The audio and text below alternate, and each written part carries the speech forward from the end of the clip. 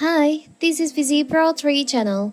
In today's video, I will show you how to change your Steam default storage. Before we get started, don't forget to subscribe and turn on the notification to keep you updated about this channel.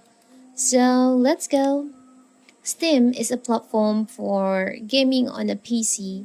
Steam can operate on Windows, iOS, and Linux. Steam calls itself the ultimate online gaming experience. Steam offers the ability to play games, chat with others in the Steam community, and even develop or create games. Gamers should install the Steam platform on their computer.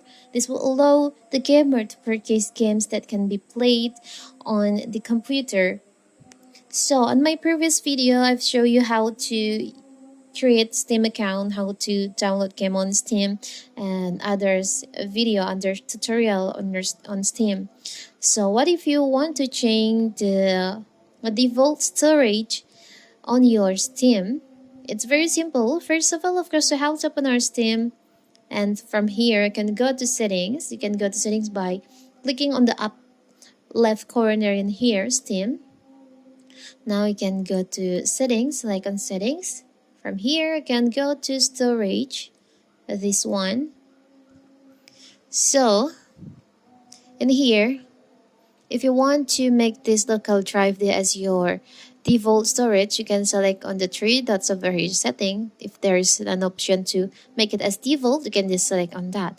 If there's no option to make it as default, it means this local drive or storage already as being your default storage.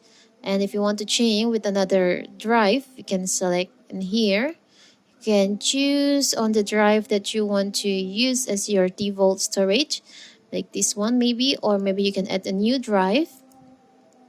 Now select on the three dots over here and make default.